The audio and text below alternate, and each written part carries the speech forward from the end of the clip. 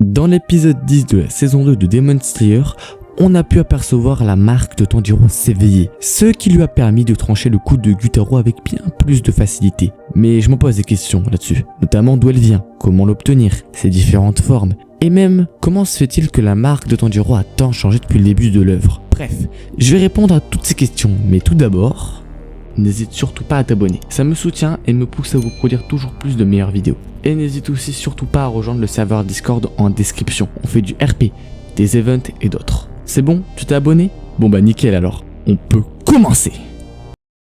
Les Demon Slayers les plus talentueux du Demon Slayer Corps ont une chance de développer un mystérieux tatouage, cicatrice ou marque de naissance. Ils ressemblent aux crêtes que possèdent les démons. Ces marques sont appelées marques Demon Slayer. Chaque marque Demon Slayer semble unique, liée au style de respiration du porteur. La véritable origine de la marque Demon Slayer est inconnue. Cependant, la première occurrence enregistrée de cette marque remonte à l'ère Sengoku. Possédée par la première personne avec une marque Demon Slayer n'était autre que le premier utilisateur du Breathing Steel, Yoruichi Tsugikuni, qui, pour des raisons inconnues, est né avec une marque de Demon Slayer. Pratiquement tous les autres PXUR Sengoku ont réveillé leur marque Demon Slayer en raison de l'effet catalyseur de la marque. On dit que la marque Demon Slayer a résonné depuis lors et a été réveillée par d'autres Demon Slayer, ce qui jettera plus tard les bases de l'ère dorée du Demon Slayer Corps.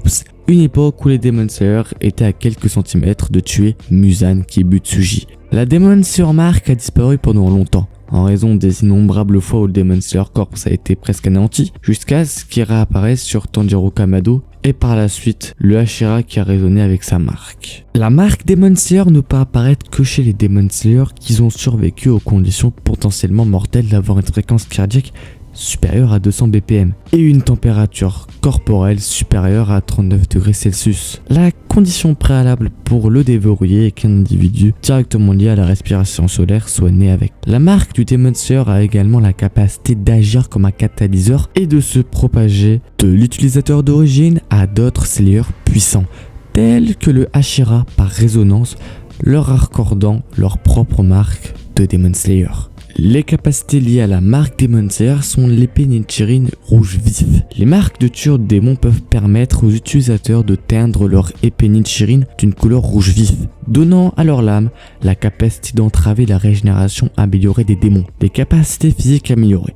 Lors de l'activation de la marque, l'utilisateur bénéficie d'une force, d'une vitesse et de techniques de respiration améliorées surhumaines au-delà de celles d'un utilisateur de style de respiration normal. Leur force et leur vitesse pourraient même rivaliser avec celles des démons les plus puissants tels que les rangs supérieurs des 12 lunes démoniaques. Le monde transparent. L'utilisateur devient capable de voir les muscles, le flux sanguin et les mouvements articulaires des êtres vivants, ce qui lui permet de prédire et de réagir avec précision aux mouvements de son adversaire, ainsi que de confirmer la santé et le bien-être des autres. De plus, l'utilisateur acquiert une hyper-perception, lui permettant de percevoir le monde qui l'entoure à un rythme beaucoup plus rapide, lui donnant l'impression que le monde se déroule au ralenti.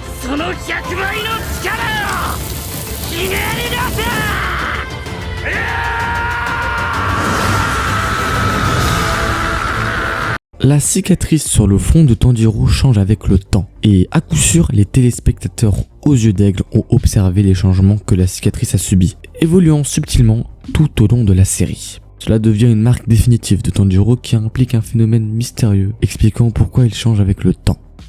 La cicatrice de Tanjiro est appelée la marque Demon Slayer qui est comme un tatouage ou une tache de naissance donnant des pouvoirs incroyables à Tanjiro ou à tout Demon Slayer possédant la marque. Il trouve directement son origine chez eux, qui pratiquent des techniques de respiration solaire comme Tanjiro. Chaque marque Demon Slayer est unique au porteur et est adaptée au style de Sun Breathing que le porteur a. Les origines de la marque sont peut-être inconnues, mais pour certains, ils sont nés avec, signifiant que dès la naissance, ils sont voués à devenir des Demon Slayer exceptionnels. Un exemple de quelqu'un qui est né avec la marque Demon Slayer est Yoruichi Tsugikuni, qui porte la marque depuis le moment de sa naissance, et son frère, Kokushibo a révélé que la marque est si étrange que leur père était sur le point de tuer Yoriichi dans l'hypothèse que la marque porterait avec lui une malédiction. Mais le père de Yoriichi était d'avis que la marque apportait également une malédiction. Ceux qui portent la marque Demon Slayer passent et meurent au moment où ils atteignent les 25 ans, trop jeunes pour affronter la mort. On pense que les pouvoirs dont ils sont porteurs seraient en échange de leur durée de vie, qui la raccourcit. Cependant, dans 2 cas exceptionnels, la malédiction ne s'est pas produite. Kokushibo et Yoriichi ont bien vécu au-delà de 25 ans. Lorsque Kokushibo a vécu pour devenir un démon immortel, alors que pour Yoriichi, on ne sait pas comment il a réussi à vivre jusqu'à l'âge de 80 ans. Quant à Tanjiro, sa marque n'est sortie de nulle part. C'était à l'origine une cicatrice qu'il avait eue lors d'un accident lorsqu'il avait sauvé son frère d'un brasier qui tombait. Dans le parcours de Tanjiro pour devenir le tueur des démons, le plus fort de tous, sa cicatrice se transforme en une marque de tueur de démons qui correspond à sa technique de respiration solaire. La marque de Tanjiro se développe et résonne à mesure que son histoire s'approfondit. La marque prend 4 formes différentes tout au long du spectacle. La première à partir de la cicatrice d'origine, la deuxième à partir de la transformation de la cicatrice après que Tanjiro a combattu le démon de la main, la troisième à partir du combat avec Rui, et la quatrième lorsque Tanjiro a réveillé la marque Demon Slayer pour la première fois, jamais contre Gyutaro, puis avec Otengu. La marque Demon Slayer réveillée par Tanjiro n'est pas venue sans adversité, car elle lui donne des conditions potentiellement mortelles, faisant monter sa fréquence cardiaque à plus de 200 battements par minute et lui donnant une fièvre de 39 degrés Celsius. Pourtant, grâce à la marque de Tanjiro, il a pu accéder au pouvoir du monde transparent, comme on l'a vu dans son combat contre Akaza. La marque donne donc à Tanjiro diverses capacités telles que l'hyperperception, qui est également connue sous le nom du monde transparent, et ses lames Nichirin deviennent rouges, interférant avec la capacité démoniaque de régénération. Pour cette raison, les capacités de Tanjiro sont à égalité avec la 12 Kizuki. Je reviens sur la malédiction de la marque, car il est toujours possible de réveiller la marque après qu'un Demon Slayer ait plus de 25 ans, ce qui est évident lorsque Gyome l'active et en reçoit les avantages sans mourir immédiatement. Kokushibo a supposé qu'en raison de cette situation unique, Gyome mourrait quelques heures après son activation. Bien que la prédiction de Kokushibo se soit réalisée, on ne sait pas si la mort de Gyome était le résultat de la malédiction ou de ses blessures lors de la bataille finale contre Muzan. En raison de l'incohérence de la malédiction, il est possible que ce soit simplement de la superstition. Pendant, rien ne le réfute complètement non plus. Il est donc tout aussi probable que la malédiction existe vraiment.